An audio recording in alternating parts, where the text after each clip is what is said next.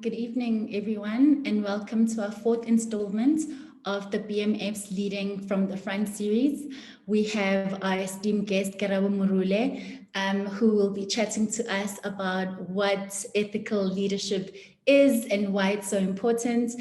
But before I hand over to Karabo, I'm going to hand over to the chairperson of the BMF Ekurhuleni region, Dumisa Shaula, who will do our formal welcome. I don't know if you can hear me, Mandisa. Were you not able to hear me? No, I did hear you. I'm just trying to establish if you can hear me. We can, thank you. Oh, all right, thank you. First of all, thanks, Mandisa. And indeed, I think I'm very grateful for the wonderful topic that we are having today in relation, of course, to the importance of ethical leadership. And I think I just need to start off by doing actually a disclaimer in that I don't think we're questioning the importance of ethical leadership. I think it is a foregone conclusion that we do need extremely ethical leadership, especially at this time, at this moment in our country, where, and I think it's demonstrable for everyone who likes to see the things that actually have been happening from a public sector space and in a private sector space. And in both of these sectors, I mean, you do see a high levels of corruption. And the question is of course, I mean, what it does, it emboldens the need for such a discussion in relation, of course, to ethical leadership. Now, just as a way of saying, as a person who's been in the forefront of fighting against corruption and who knows the consequences of fighting a very lonely voice, and one thing that I hope we can be able to establish by the time that we are finished, of course, with this engagement, is number one, how do we build an ethical leadership? And I think having established, of course, that it is important that it is a foregone conclusion that we do need ethical leadership. So if we do, how do we form that? How do we build an ethical leadership? And question number two that I wish we can be able to have as a takeaway is, after we've built this ethical leadership, how do we support it? So those are the two things. And when I say how do we build ethical leadership, then I'm saying this thing from a point of view that says, and of course, when you build ethical leadership, you build it at the backdrop of a good culture, a culture that is accepting of those values-based principles, values-based ethics.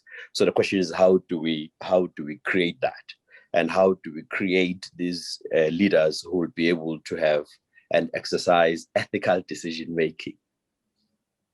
Now, ethical decision making, in a sense that in our philosophy today, what you see, you've got very various types of ethics, and I just want to draw attention to only maybe say two, and what I normally call deontologies-based ethics, and with what I call consequentialist-based ethics. And consequentialist-based ethics basically are those people that believe that the ends justify the means. So as long as ultimately at the end of the day you don't get caught and there's good cause and there's consequences, therefore your decisions are justified on the basis of the outcomes. And of course then you do have what is called a deontologies-based thinking, which is based on ethics. It doesn't matter the consequences. The consequences might be undesirable, but as long as the actions that are being taken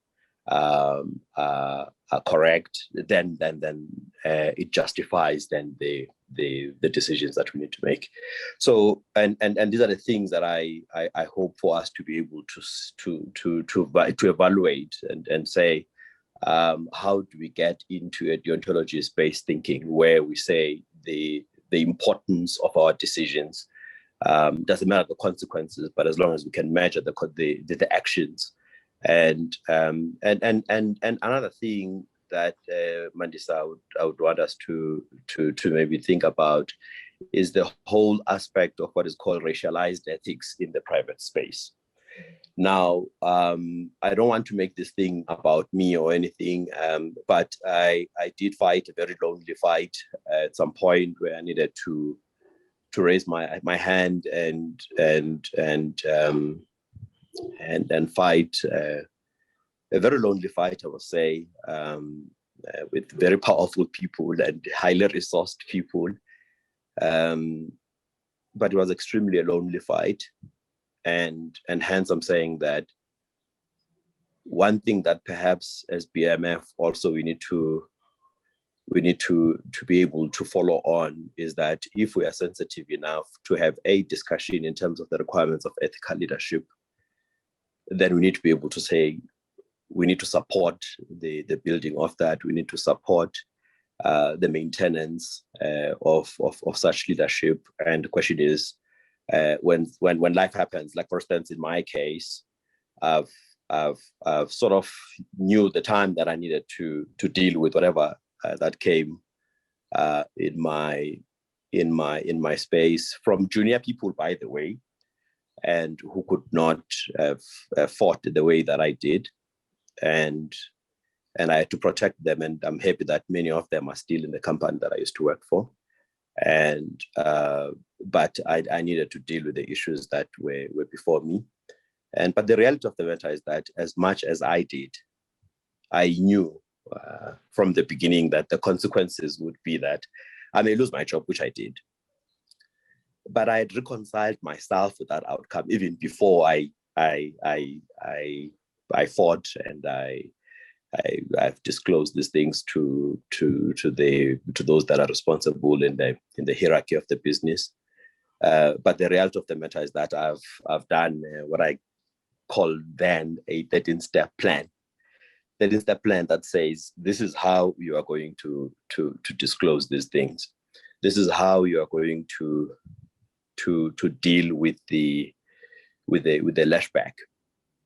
But the reality of the matter is that you need to reconcile yourself ultimately with the ultimate, and the ultimate is that you may lose your job, and hence I'm saying that is actually a building block in terms of people who need to do what is required of them in their spaces of profession, but we can't sit back as BMF, as fellow Black professionals, sit back and not support whistleblower initiatives, be that is augmentation of the protected of the protection of whistleblowers act. What do you call that act? The Protected Disclosure Act.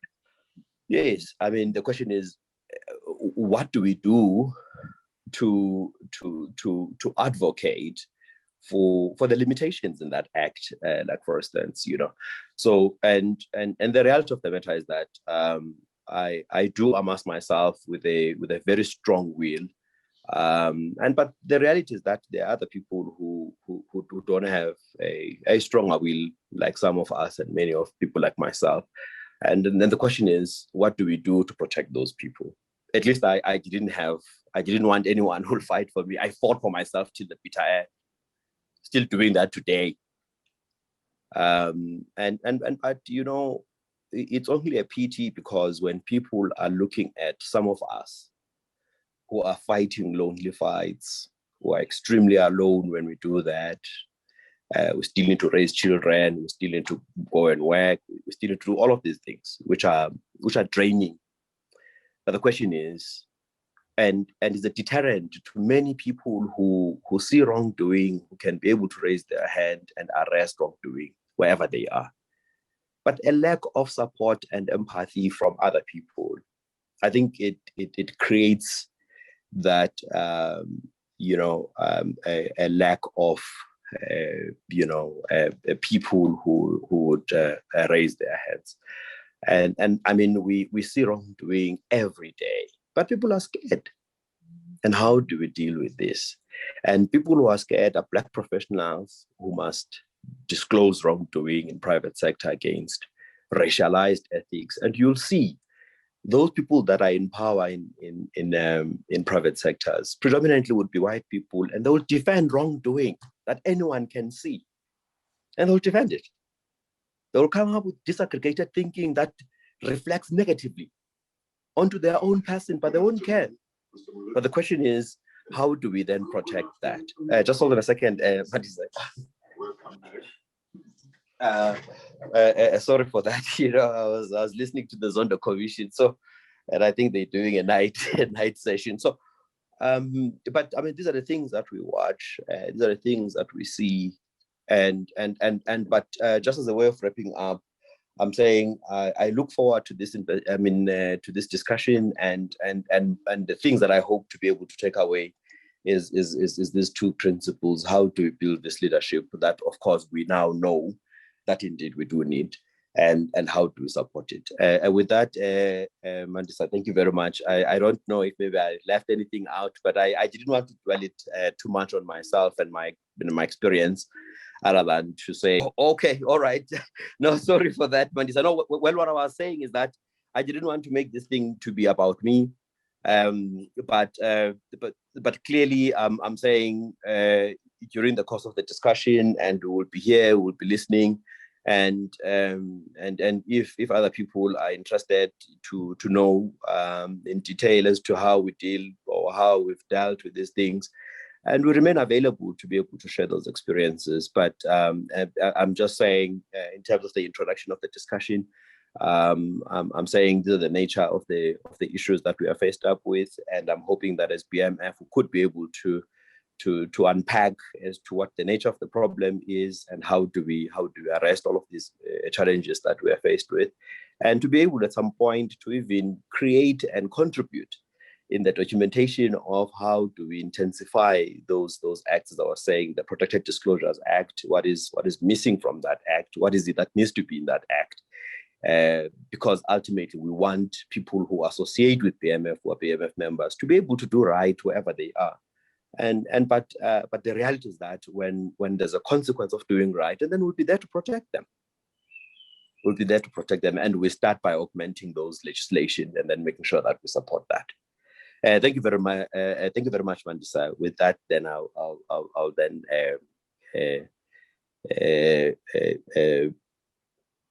a submarine, they say in politics. Thanks, Mandisa. Thanks. But you did say that you were quite passionate about this topic when we spoke about it last week. So yeah, well, look. Yeah, no, well, look, I'm very passionate about it, and as I'm saying, the reality of the issue is that it's a very deadly environment. It's extremely deadly when you do these things. There are a lot of risks, not just about you losing your job, but losing your life as well. I mean, those are the realities that we have. I mean, I've experienced all of those things. So, but we smile about it, we laugh about it, but that is not a laughing matter at all. I mean, once you're there, and the sad thing is, you do these things under the Protected Disclosures, which guarantees that you'll be protected. But the reality of the matter is that you can be discovered. And then in my case, I was discovered. And so when I was discovered, then I said, okay, fine. What else then can be there? So we fought. We fought back, and we're extremely measured with everything that we've done. And so to a point that if something had happened to me, it was going to be known as to who had done that to me. So, but it's not a matter that you joke about. But yeah, but some of us then do laugh about these things. But I still remember, Mandisa, I mean, when you sleep, you can't sleep. You are extremely sensitive about everything. Sensitive about who passes your house, what car passes your house, what car parks there, and so. to a point that you would have some level of paranoia. And the psychology part of it, it is true, like many of the other whistleblowers, I've gone to psychologists, I've gone to psychiatrists, I've taken medication that numbs me. That's a reality. So those people that, and I think also, I hope that this is something that Karabo will most probably assist us with also, to say, if you are going to do disclosures, it is important that you measure the worthiness of people that you're going to disclose to. Otherwise, it's not worth it. Absolutely. Thank you. Thank you very much, man. Okay, all right. So, welcome to everyone who's joined us just after I did the intro. This is our fourth Leading from the Front series event.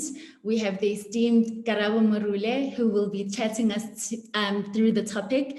Karabo, I just wanted to say that how we landed up here is because when my colleagues confirmed that you had agreed to join our event, I went and Googled you and tried to find things that interest you so that we could have like a nice, robust conversation.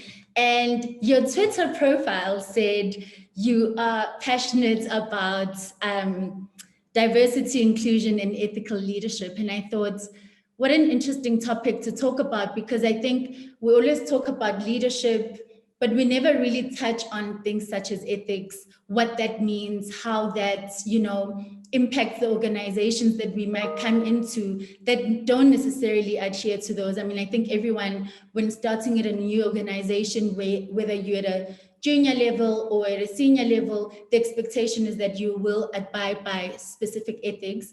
And we've come to know that that's not always the case, right?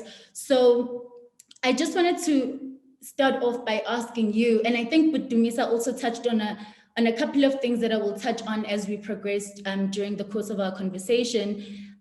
And one of them, I think, is just how lonely it is to be the person, kind of like shining the light on this specific and very important matter. So I'd like to start off by asking you, from your point of view, what your definition of ethical leadership is, and why it's so important to you, and why you think it's important for organizations. Oh, yeah, thank you very much. That's interesting. I was wondering why you thought of this topic in particular, because I don't feel like I'm an expert on it, but I certainly am passionate about it. And I think, Dumisa, you gave some excellent examples of ethics and ethical leadership. And yeah, it's actually quite interesting. I guess, so I also had to kind of look at it. And I think, yes, when somebody thinks of ethics, you think about it dealing with moral principles. But you know that sometimes the discussion about morality is often subjective, it's fraught in and of itself. So I kind of looked up a little bit, and I came across this from the Ethics Institute, actually. And how I got there was I went to somebody who I feel like knows a lot about ethics, and that's Ethel Williams. And looked on his page. He has a website, and came across this Ethics Institute. And I found this definition, which was really good. And it's about how ethics can be defined around the three core concepts of good, the self, and the other.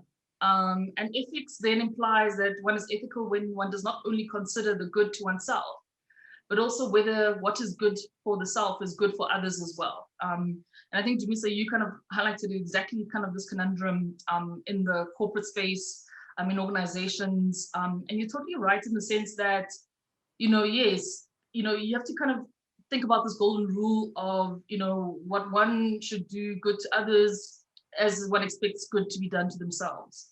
And so, yeah, it's really important to adopt the style of leadership given the number of stakeholders which leaders have to consider today. Before one used to think just of shareholders, and history has taught us that in the long run, that's not good because there's many other stakeholders to consider when dealing with matters related to the public good. And that public good can be kind of the public good in your organization. It can be the public good more generally in the nation. And it can be the public good in terms of humanity overall. And when you think about topics like climate and social justice, that certainly is the case. So, yeah, I think it hinges on when one thinks about the history of South Africa. This is the reason why, for me, I thought about ethical leadership, is because this question of diversity and inclusion is something which is so specific to South Africa. And I think it's specific to me and personally for me, because yes, I'm a Black woman, right? In operating in South Africa, and what does that mean? And that's why for me, diversity and inclusion is really important, but ethical leadership as well. Because I think all of us are implored to be ethical leaders, regardless of whether you're at the top of the organization or just entering as a graduate, or somebody who's just working and kind of on their hustle, if one can say, that it is important to be thinking about what is the good for others and all the stakeholders involved in what you're doing. And I think, yes, it's quite sad when one reflects on what has been happening, I guess, in South Africa in a number of aspects which are around corporate, public goods. The inclusion of women, gender diversity, what's happening from a gender-based violence perspective, and just dealing with our racial inequity and our racial history. And what does that mean from an economic perspective? And so it's been weighing a lot on my mind, the conversations we have about land. What does that mean for capital? What does it mean to be in South Africa and 26 years later still be aiming for targets like 20% female leadership when women make up 50% of our population? What does it mean when you're sitting 26 years into democracy and you're still looking at an organization where you'll come across an organization and the whole executive is white male and the whole board of directors is white male? And that for me reflects kind of a fact that people I think are not really understanding what ethical leadership means, especially in a country like South Africa. To be sitting in a country where 95% of your population is Black, and there I mean because Black, so African and Indian or colored, and still be faced with an organization which doesn't look like that. I often really grapple with what does somebody who sits in that type of environment really think about kind of their African brothers and sisters? What do they, if they don't understand the moral imperative, then surely they should understand the economic imperative. And so I often relate to this issue of, I think, growth, even economic growth in South Africa, to really make sure that we are enabling ourselves to reach our growth ambitions. The key first thing that we need to focus on is diversity and inclusion. So yeah, so that's why ethical leadership, I think, is really important just for where we are. But I think just to realize all these aspirations that we have for ourselves as individuals or as a country, as a continent, as a world, ethical leadership is really important. Yeah. Awesome. And I think, just on that, my second question was going to be, and it's based on what Putumisa mentioned in one of the things that we discussed before this session is, at the end of the day, we are humans, right? So you get into a leadership position, you have an idea of how you should behave, but at the end of the day, we are human. And historically, we do come from a society that has racial bias, right? So how do we manage that kind of bias so that we can look at things such as ensuring that there's inclusion, that our office spaces, or not necessarily even just the boardroom, but like the organization is representative of the population, includes women, includes disabled individuals, and all of that. How do we teach leaders to kind of remove that bias in order for them to be better ethical, better at ethics and better ethical leaders? Yeah, I think having a diversity of views and appreciating what kind of the benefit that brings and the gift that is, diversity and the diversity of voices. And it really is critical to be open to having your opinion changed, or try to make sure that you are unbiased in what you're hearing, because it does almost rely on a person to realize that actually the voice of others is important, but also to have confidence in the fact that you can also rebut what other people are saying. So, going back again to the fact that this kind of ethics question sometimes can be about, quite subjective in terms of what your moral worldview is. In an organization, you obviously have to, basically inculcate also, or rather respect and be mindful of what the organization's values are. And that's quite important to then think about the two and what does that mean? And often, yes, you can refer to kind of a code of ethics or ethical leadership that a company has, or their values, to guide you in terms of how to think about things. But you must also realize the people who came up with those values might have their own biases implicit in that. And I think it's great when organizations sometimes question their own values and how inclusive they are in terms of their operating environment or the realities of the world, and question themselves. And I think that's really at the heart of it, is being open to other people challenging your views, being able to debate it with a way that you try not to personalize it too much, rather think about the issue and think about what are the various perspectives that should be included in looking at a particular topic, to try and break down those biases.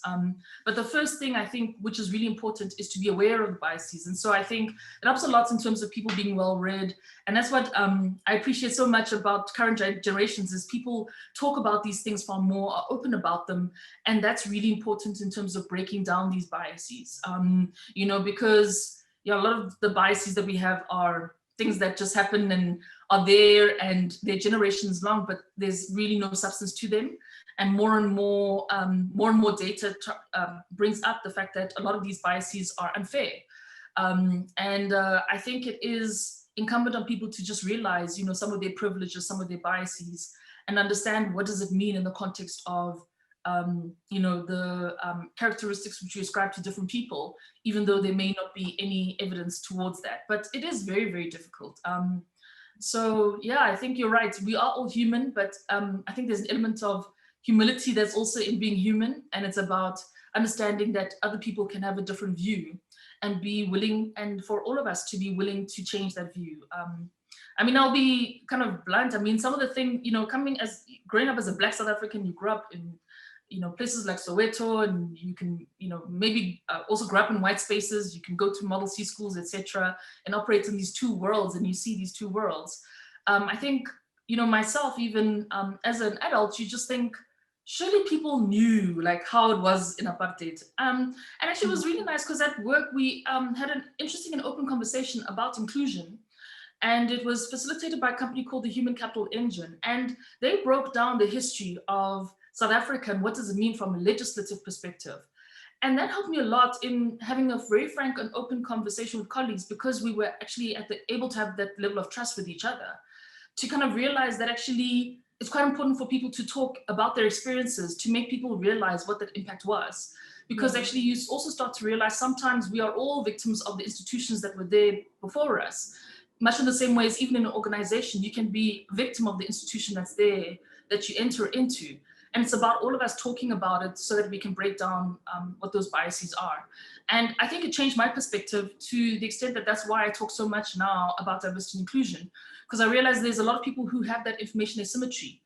They don't have the experiences that I have, and that's what I can bring. And I think that's why I encourage everybody to give their voice. So to me, some of the experiences that you shared, yes, you know, like you say, it's hard, but I think the more you talk about it, it emboldens more people to also seek information about it, but also to take the courage and do it themselves.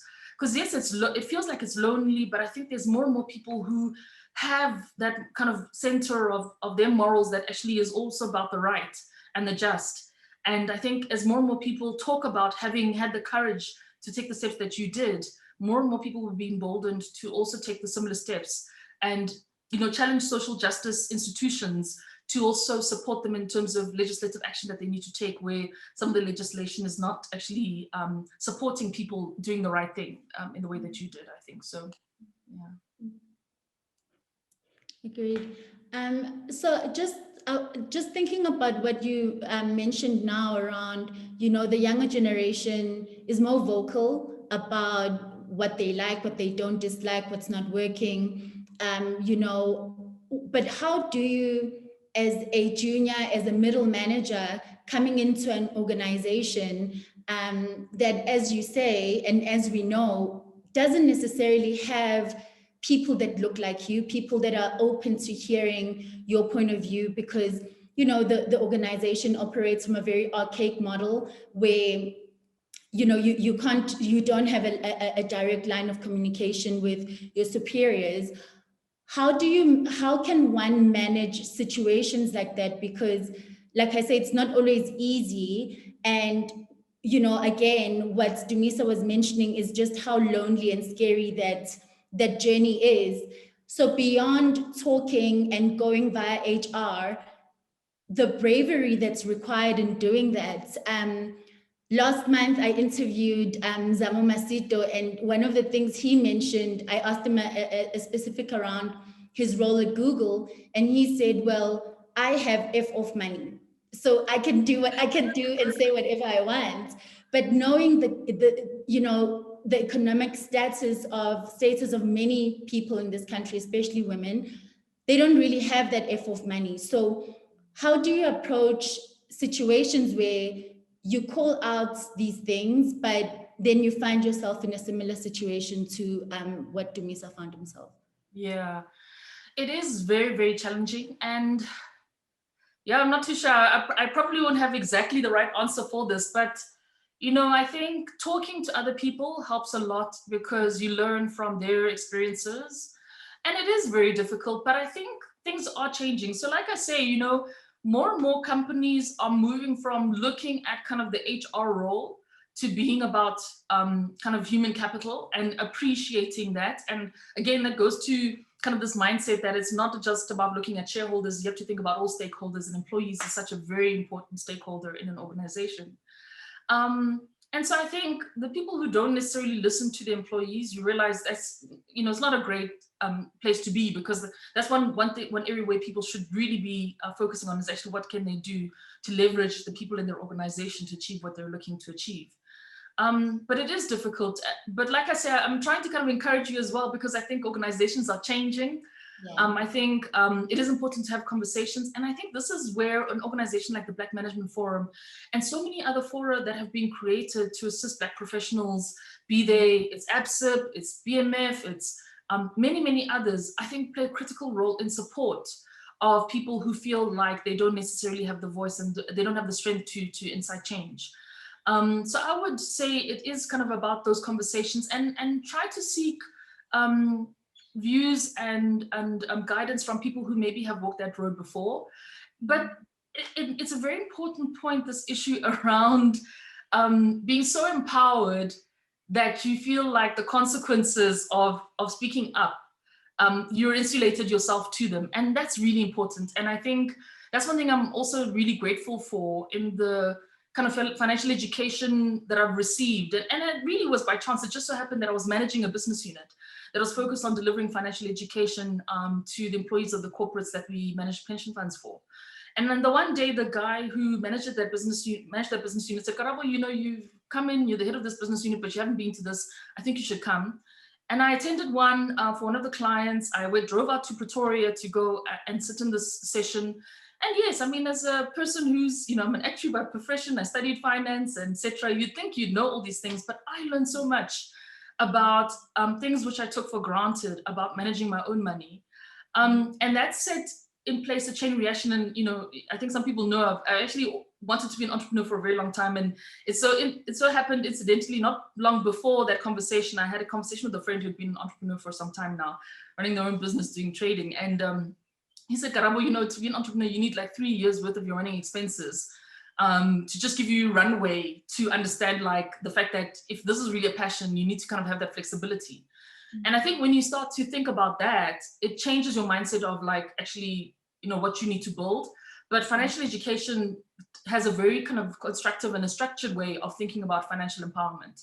Mm-hmm. And that really changed my perspective on a lot of things to the extent that that's what I worked on.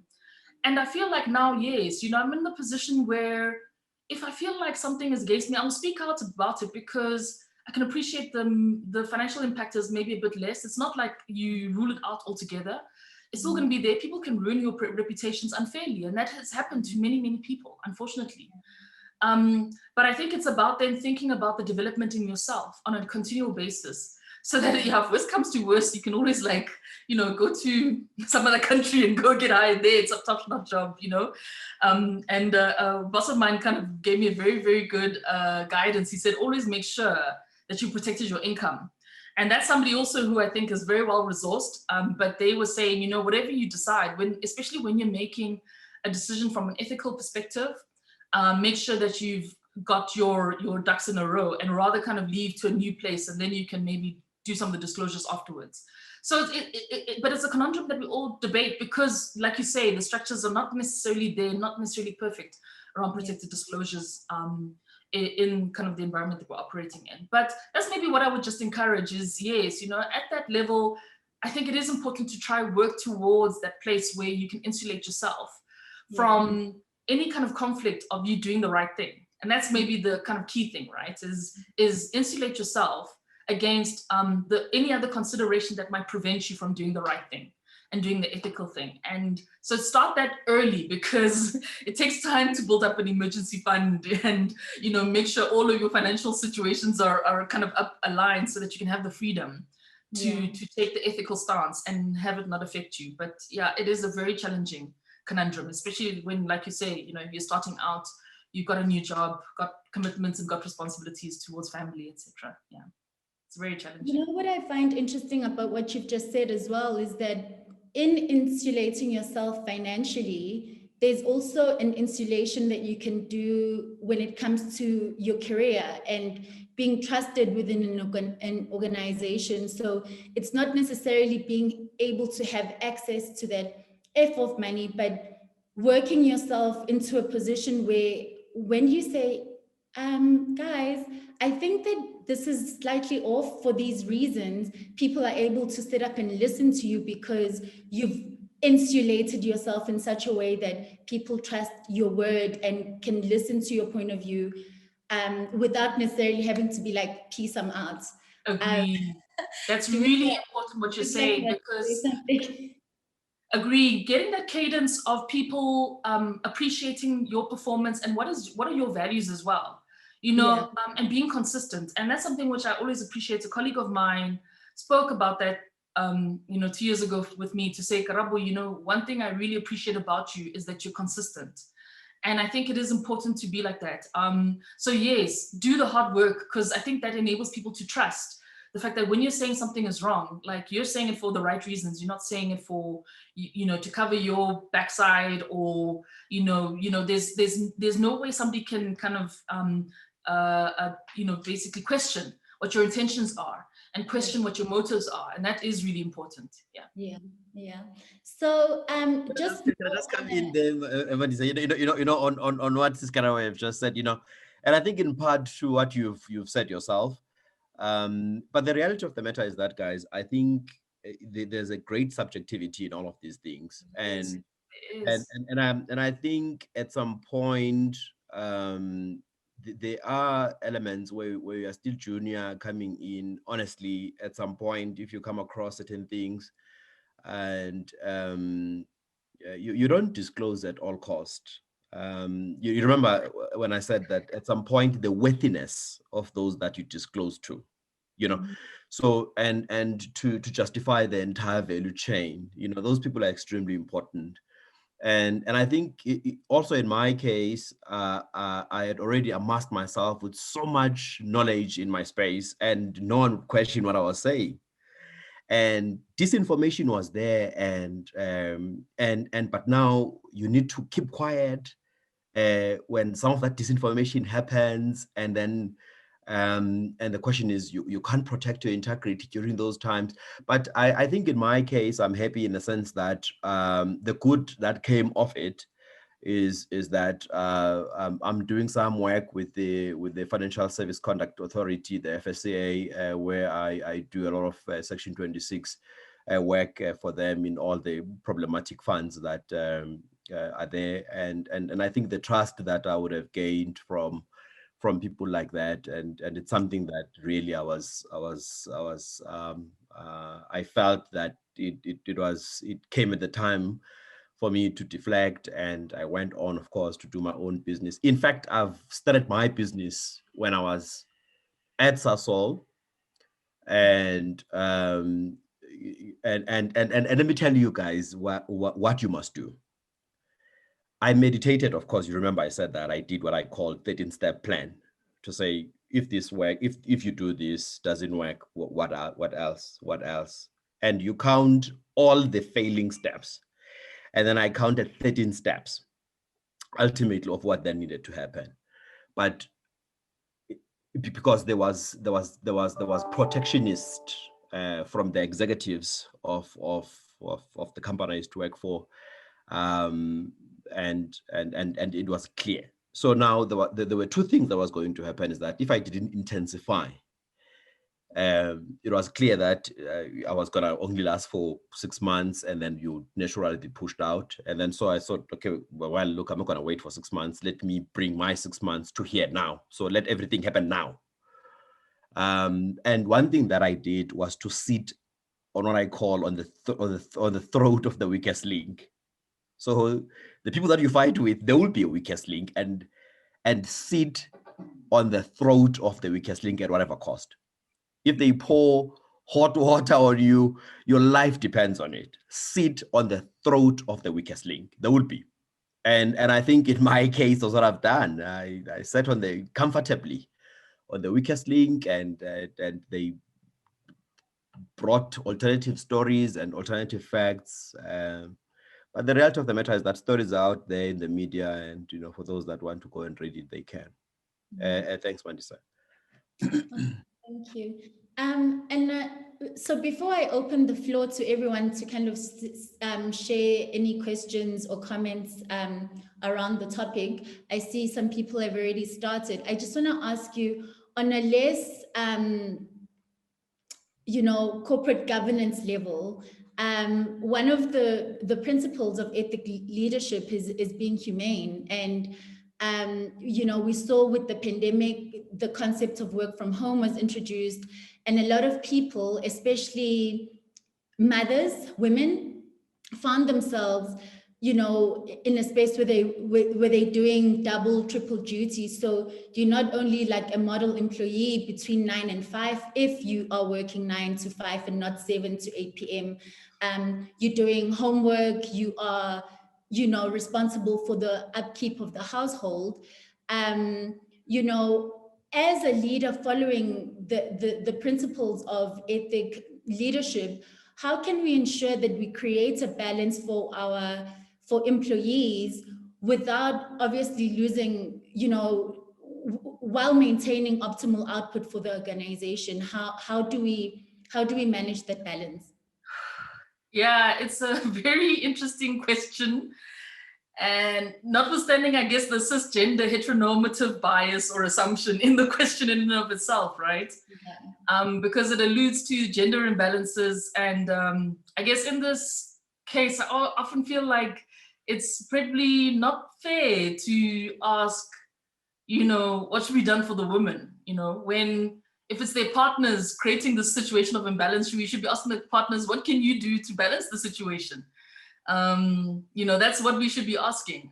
And I think it is about, people just having an awareness, and empathy. And I think often we that's kind of the word often people use now, is just have empathy for the people around you. So yes, as a leader, you can have empathy for your employees, but you probably can only go so far. And it's something that I think lots of people grapple with. I mean, yes, you grew up in a very traditional society. Maybe, you might have a very liberal upbringing, but the society and the gender constructs that are there can inhabit you. And that's something which I've always aimed for, is kind of not letting the constructs built by society to inhibit me and inhibit what I do.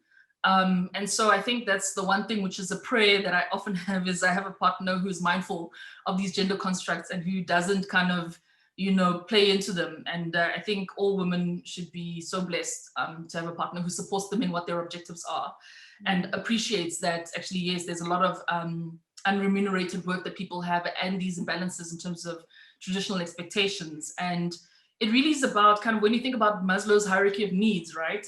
All of us are trying to get to that pinnacle of a self-actualization. And how can I self-actualize when, there's these expectations of me which totally imbalance my opportunity in life? So it's something that I think, we all just need to reflect on, and more so think about how we can support people who are taking on these imbalances, regardless of which construct you look at. Because there's something which I reflect on a lot, the sacrifices so many women have to take of their own dreams. I loved watching Unbecoming, Michelle Obama.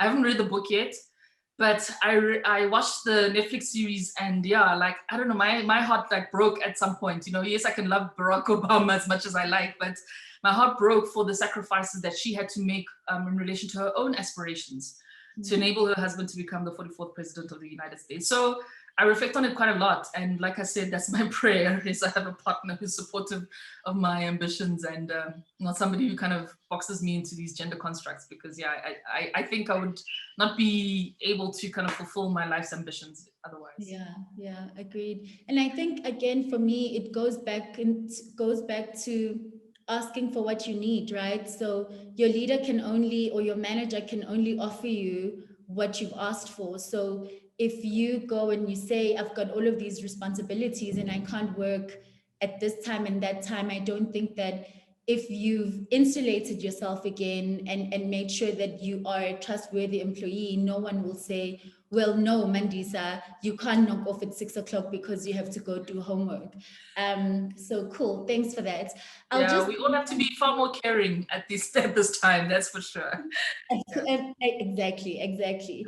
I'm just gonna jump onto a comment that I found quite interesting from Khonse, who says, to fight apartheid, we had to break laws.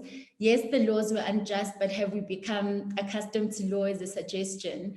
I don't want to necessarily touch on the former president because I think it's a very specific case, but I think that, and I'm in no way suggesting that you are an expert in this field, but I think that they are, I mean, if you look at Lehman Brothers and the fallout from that, if you look at Steinhoff, if you look at a lot of organizations and maybe government departments that are falling apart, I think a lot of it has to do with a loss of ethics when it comes to leadership.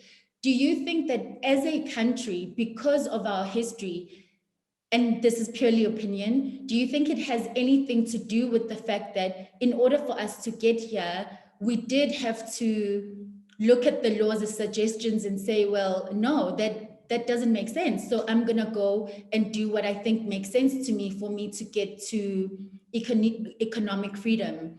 Yeah, this is such a good question from Khunze, actually. And so it's interesting because, yes, during apartheid, the laws were there, but they were not ethical, right?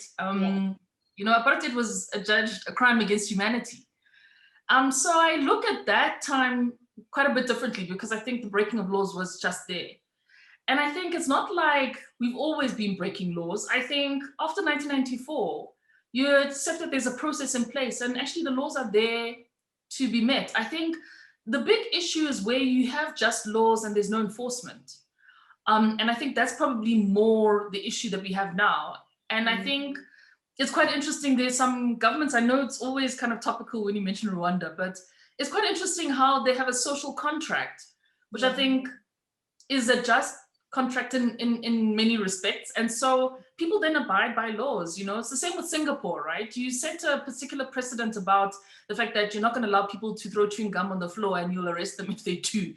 And actually, if it's a just law and there's kind of a reason why it is the case, then actually people will abide by the laws. So I think some of these is more like there's a social contract which people feel like has been broken based on the fact that there have been laws in place and there's just been no enforcement of those laws. And that's when I think, yes, from a public perspective, you start to realize people saying this is not fair. And in that way, then there may be a degradation towards almost like an anarchy and lawlessness, you know, thinking laws are suggestions. But I don't think that's been our state perpetually in democracy. I don't think so. But you know, you can compare these times and just say, yes, under apartheid, those are unjust laws that were there. Even though they were the law, yes, they were unjust and they were not ethical when you consider the dynamics of the country. I think Rwanda is always an interesting example. I'll agree with you. I flew over there once a couple of years ago, and I was just astounded by how clean it is. And I found out that I think every Sunday, everyone comes out and they clean around their community, and it's become, you know, that's what it is. That's what people do, because the progress of the country is so important to them. I'm not going to talk about their leadership because that's quite controversial, but it brought a thought to my mind. You know, we're currently in lockdown, and, you know, there are certain things that get banned from time to time, depending on, you know, the state of where we are. And I always find it interesting in conversations with a lot of South Africans is that we look to leaders for ethics, but we forget ourselves. So the enforcement comments brings me to a point that I've been kind of like grappling to articulate very well over the past couple of months. And I was thinking, like, if you think about something as basic as alcohol has been banned, but every single South African, I think, on this particular call has been sent or has sent and requested a phone number for someone who will sell them alcohol, you know, through back doors, or cigarettes, or what have you. We even have a name for it called Take It or Leave It. And it's a joke. No one is alarmed by the fact that a law has been broken. Until the advent of Uber, people were driving home drunk and made sure that they had money in their wallets in order to pay 200 Rand to a cop who, this always astounds me, that if I'm driving drunk and I pay you 200 Rand, are you not worried that I might endanger myself, I might endanger other people on the road on my way to whatever the next stop I've told you is? So I always find it interesting that we always look for ethics from other people, from leaders, but how do we remind ourselves? We don't call restaurants and say, by the way, call them out and say, by the way, I think you over capacity. And this, our health is dependent on us making that call. How do we get South Africans to rally around being more ethical themselves? So that, and I'm not justifying anyone who's in breach of ethics, but it has to start with us, right? In order for us to be able to call people out.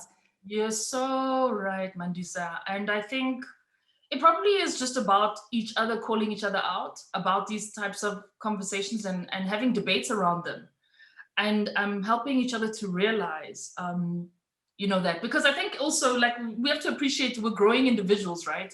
And we're in continual development. And I think to be gentle with ourselves, that might have been, you know, how you were in lockdown 1, let's try and be a bit better in lockdown 2 and 3. Because you're so right that all of these things start with the individual. And much in the same way as if you want to have an ethical country, you need to start with ethical people in it. And so you are so spot on about the fact that we should challenge ourselves around these things. I'll never forget, and I'll share with everybody that, you know, like just before Old Mutual listed, we won an international roadshow. And I can't remember how we got on the conversation with myself and my boss at the time, Peter Moyo, and a colleague who's the MD for the retail mass business. And so we're on an international roadshow, we're in New York somewhere, and then I think we're discussing the tolls or something like that. And Peter was talking about how, like, you know, what's happening with the tolls. And I was like, oh no, I'm part of the civil disobedience campaign. You know, government overpaid for those e-tolls. I'm not getting an e-toll, I'm not. And he just said, Karabo, you're going to be, you know, basically a person who's a prescribed officer of a listed entity, and you cannot be breaking any laws. And I kind of like, I sat back and I was like, oh my gosh, you know. So as soon as I got home, I went straight to Sanral to go pay my bill and get an e-tag. And actually, you know, the cost is so minimal. You know, yes, notwithstanding all the challenges with it, the cost of collection is more than the cost of the tolls themselves, et cetera, et cetera. But actually, those are the laws of the land, you know, and that's something which has been put in place and you should follow it. And so that was a big learning for me. To say, yes, you, like, actually, I mean, nobody else said this is a civil disobedience campaign. You decided on your own accord that this is a disobedience campaign. But actually, the laws of the land say you must pay your tolls. So that was a very big learning for me, and something which I take into consideration, because I think it's good to have somebody who just knocks you back towards the path of the right. And that's why I say, I think we must maybe just keep having these honest conversations, because that's what's important for us all to do. Similarly with, I think, gender-based violence, more and more people are saying, call out your friends because it's not right. And, you know, engaging in these conversations about the realities of the fact that if you've been sexually assaulted, doesn't matter whether it was 10 years ago, 20 years ago, or yesterday, it's just as important to report it, etc. So I think this is really important, and it's great that more and more people are having these types of conversations, because that's what will make more ethical leaders in South Africa and move us towards being an more ethical country as a whole. Yeah. Agreed. Very, very good point. And I'm gonna go to a comment or a question. Oh, it is a question from Gusnati. Ethical leadership is a contentious moral conundrum at the moment, especially within governments and the C-suite. What is your take on corporate leadership using the pandemic as an excuse to hide bad financial decisions under the guise of Section 189, which is retrenching, instead of leaders falling on the sword?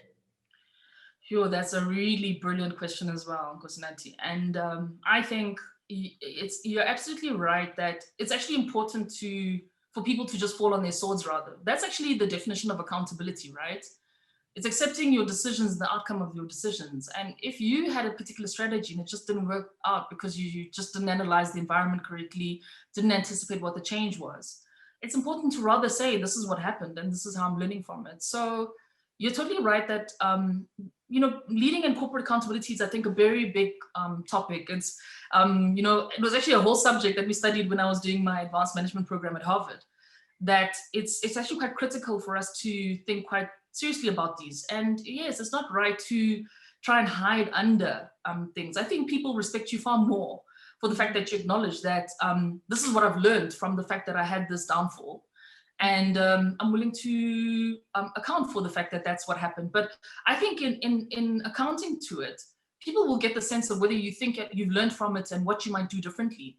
And I think more people will respect you. I think, you're not going to get fired of the fact that you acknowledge that you did something wrong and this is what you learned from it and you'll do better next time.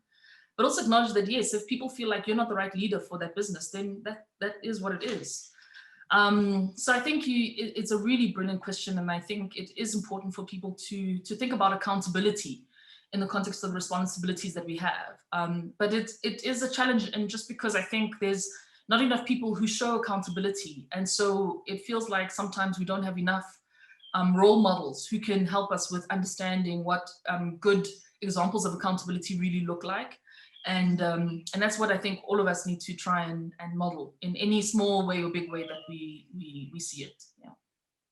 Absolutely. And I think, thank you for that. I think during this process and during the pandemic, I think a lot of mismanagement did come to light in a lot of industries and sectors and what have you. And unfortunately, and I always go back to this because I think you can tell I'm a feminist, so just from my question earlier. And I read, unfortunately, a lot of my sources are US-based sources. So I follow an organization called Lean In. And,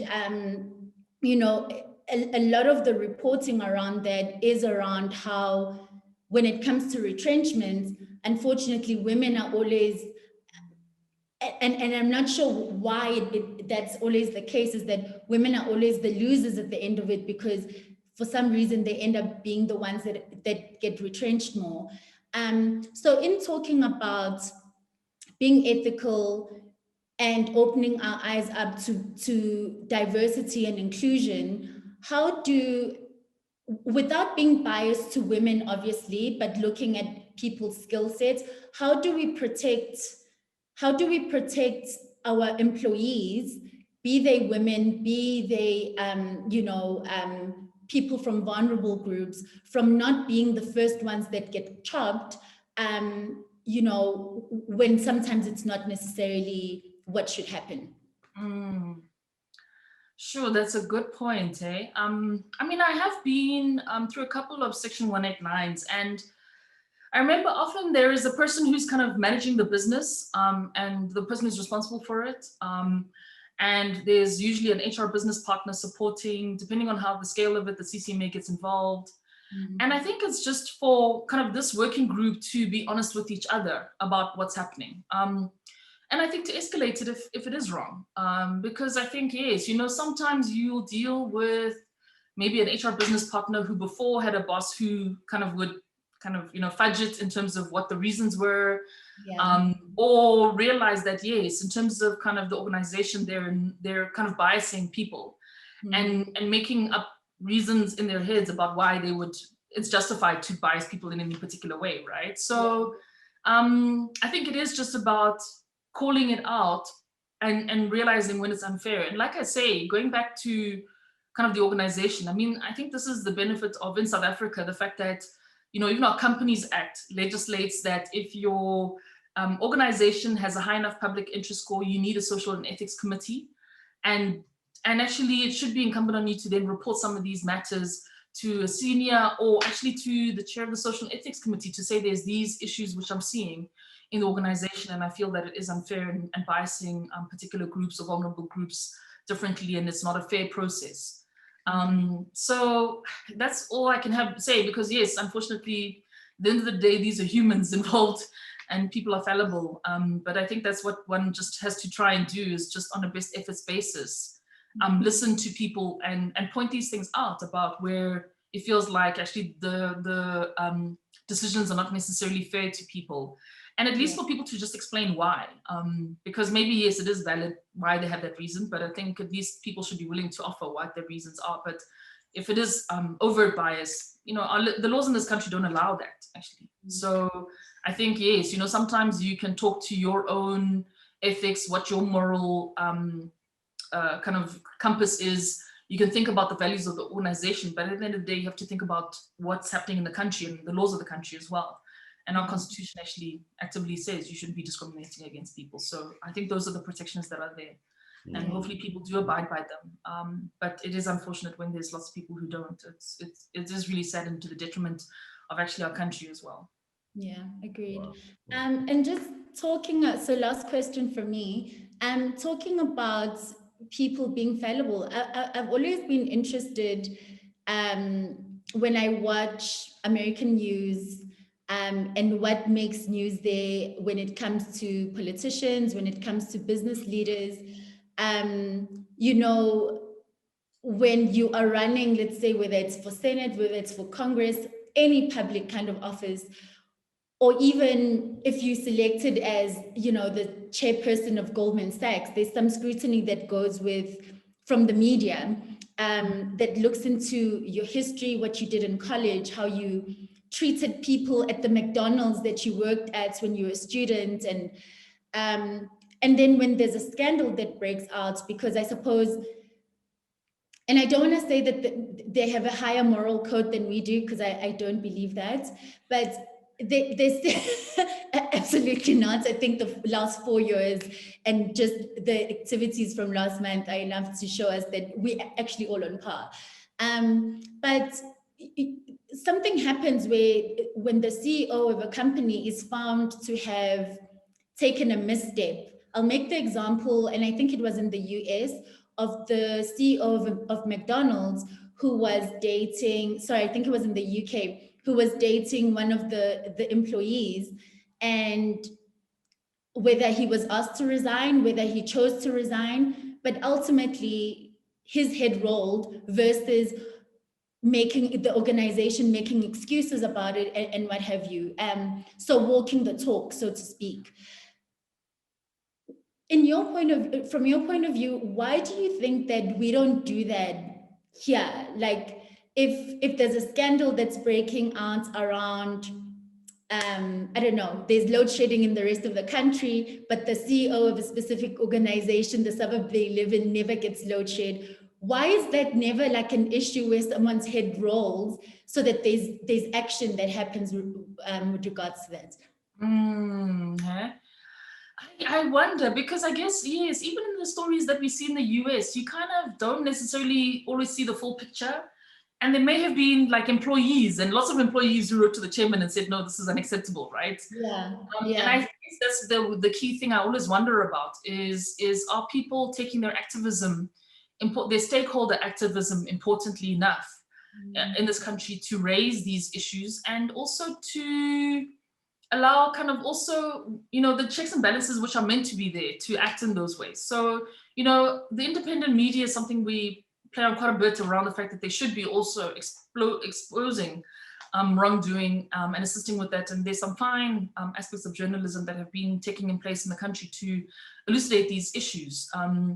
But yeah, I think this is one of the things that I've always wondered is, why it is the case that actually we don't see that. And it is just, again, an accountability issue. But like you point out, it just seems like nobody's really perfect. I mean, you see in the US where people are kind of presented with overwhelming evidence and you kind of find ways to kind of rather play a middle ground rather than kind of really maybe taking what maybe it's just my subjective view is maybe a better decision. So it is very difficult, but I think that's what we should aim for, is having people who kind of really stand by their decisions and who rather take action.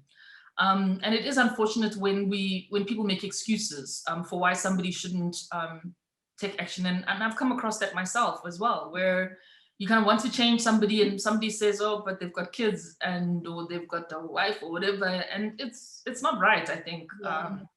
We should take decisions where we really are putting in place the best people that we should have.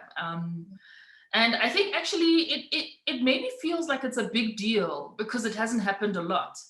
But I think once you get into a habit of doing it all the time, it actually also means that there's less that person who is kicked, like in that McDonald's example, it's less of an issue on the person who's kicked out, because actually kind of people realize they're fallible and it was in the moment at that particular role, you do need to show some accountability. You move on and you move on to something else, So I think it just, people don't do it now, and it's a shame because I think it would reduce the cost, the perceived cost associated with taking accountability. And that's actually what you should strive for, because that actually means accountability in general is growing, and that's really important. But you're right, I'm not too sure why it is the case that actually it's unfortunate not enough people are taking that route here and driving accountability. And it's quite unfortunate because I think in South Africa in particular, it's racialized as well. I think we give a lot of, unfortunately, and this is maybe just my perception, and I appreciate, maybe I see it because I feel like I'm Black and I will notice these things more for Black people. But I certainly feel like, there's far more leeway given to a white senior leader than a Black senior leader. I think, I would have hoped more and more people would have been appreciative of this. And I've mentioned in a webinar before around the fact that I thought that the media unfairly, when I was at Old Mutual, you're a prescribed officer, so your earnings get published. I thought it was unfair, the commentary from media journalists around what the pay was of the Black senior leaders relative to no commentary on the white senior leaders when they made far more. And for me, what that tells me is that it's okay for white senior leaders to earn a lot of money, but for Black senior leaders, there's something wrong. And, you have to start to realize that unfortunately, some of these perceptions then play out, and that's not right in that way. And so, yes, it is quite unfortunate that I think, yes, there's that treatment which is different, and unfortunately in South Africa, it's racialized, in my opinion. And I tend to agree with you, because when I look at, even with the Steinhoff issue that I mentioned to you earlier, I think that the scrutiny, certainly there was reporting around the case, but, finding out what Mike Yusta does on the weekend and where he traveled, that's certainly not information that I have. Whereas when a Black leader is under the spotlight, you literally know everything. And I think that has a lot to do with a lot of things, such as who owns the media, who's paying whose salary, where that's concerned. And I think to one of the points that you've made tonight that is quite a big takeout for me is activism around ethics, because we can't reach a place where, there's transparency and ethical leadership and people are held accountable if we as the people, I'll say, the proverbial bottom, are not speaking out. And it starts with a simple example, as we've spoken about, around like the alcohol ban and what have you. So in the workspace, how do you show up so that you put yourself in a position where you can call something out? Yes, it will come at a cost, because doing the right thing, and I always go back to, the apartheid activists, is that they were doing it for cool points on Twitter. They were like, you know what, this is wrong. if I have to die for this, I will. They could have carried on running law practices, being doctors, servicing the community and doing well on their own. But this is something that they took on their own. And I always want to remind Black professionals that in the same way that Dumisa, kind of fell on a sword for a particular matter at work, if more people are doing that and calling people out, I think hopefully we'll get to a place where it's not as easy to get away with things that are unethical. Because I think with ethical leadership comes the growth of our economy. And it's a point that's been mentioned a lot in the comments around the unemployment rates, retrenchments, and someone made a comment around, the SARB being depleted by illicit financial flows and profit shifting. Unfortunately, Temba, we don't have a lot of time. I don't know if you want to touch on that quickly, Karabo. He's asking what his take is on corporate ethical conduct. It's a fascinating conversation around this issue of profit shifting and illicit flows from corporate leadership perspective. I think this topic is really important to take into consideration what tax revenues really mean. And the fact that, yes, people are there's corporate structures which are set up where people can charge very little in terms of corporate tax, even though their employees are generating output, so in terms of measuring GDP. And it is not fair. I totally think it should be fairer. And I'm hoping that there's far more that can be done in terms of assisting with that. And it's fascinating, I think, when you also pair it in terms of, I was on a webinar that my HBS colleagues held over the weekend where we were talking about data and AI and responsible leadership around that. I mean, you think about all these things like how in terms of machine learning, training sets sometimes are biased, and you then have that bias tracking through to the experiences and questions around, facial recognition software, and the ethics of introducing it, for example, in a country in South Africa, if the training sets have usually been used on white males and then they don't work for in a country, like I say, that is 95% Black. Similarly, the ethics of the fact that, there was this story about all the crash test dummies always using a male figure and never then being spec'd for women. And that probably meant that more women passed away in traffic accidents because the training hadn't been done or the specifications hadn't accommodated the fact that women, their stature is different, etc. So I think it is critically important that all of these things are challenged. And, that's why I take up my hats off to Australia for challenging the super dominance of the tech companies, requiring all these tech companies to now start including media companies in their revenue for the sustainability of the media industry. And I think it is really important to challenge these things and have test cases, because this is where we then highlight the challenges of it and highlight it in a way, again, in terms of thinking about it from a stakeholder capitalism perspective. That, yes, in the US, you guys are like, gung-ho capitalists, only really caring about the shareholder, but actually in other jurisdictions, other stakeholders matter. And I think that type of leadership is really important. Similarly, how Jacinda Ardern is thinking about different priorities for the country, and that has made that country a shining example in the world. And so it really is about doing it your way, thinking about your own people.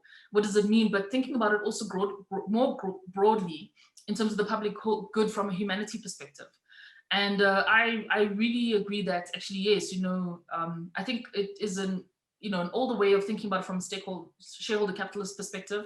There's something about stakeholder capitalists, and let's start thinking about the long term, about a number of these challenges that we have. And the fact that we can take action today that can make a really meaningful difference for generations to come. Absolutely. Thank you for that. And thank you for your time today. I really enjoyed engaging with you. Time flies when you're having fun.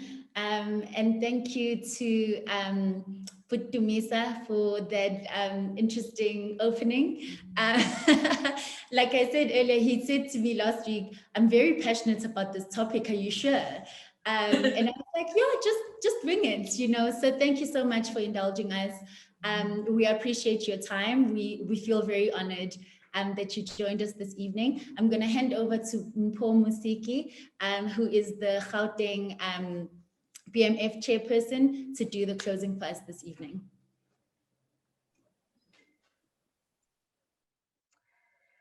Good evening, BMF, friends of BMF. I think this topic is not one that gets old. And thank you to Misa. I at one time when we talked about bringing you in, I thought, I remembered that this is a topic very close to your heart, and it was clear in your opening remarks how dear it is to you. And I think in Karabo Murule, we really brought in the person to really share and give directions in that. I came across a saying that says relativity applies to physics, not ethics. I don't know if it's Einstein who said it, or I don't know whoever said it. But I mean, for me, why it was it really resonated with me is that if you look at the commissions that we've had, I don't know how many commissions we've had in South Africa just dealing with corruptions and what I would deem unethical leadership.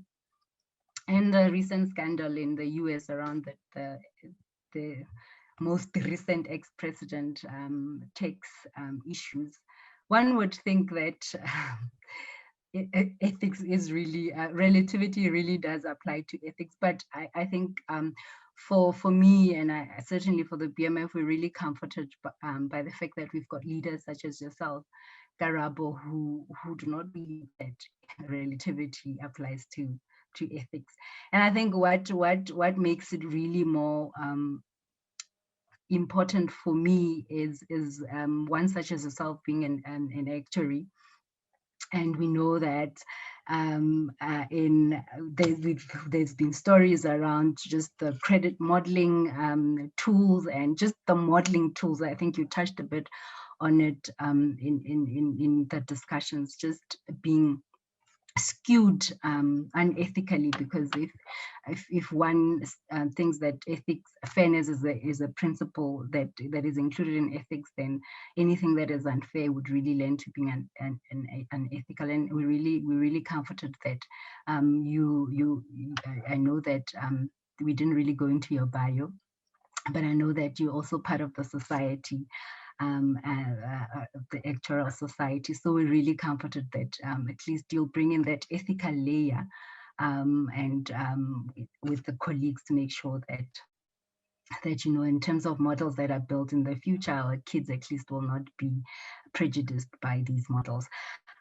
I do not want to give a speech like BMF people I want to, but really thank you for your time. And I know that Yolanda Kuba was not part of the people that convinced you to come through, but I do remember clearly her when we hosted her last year saying, Karabs, you next. And it was really a prophetic word.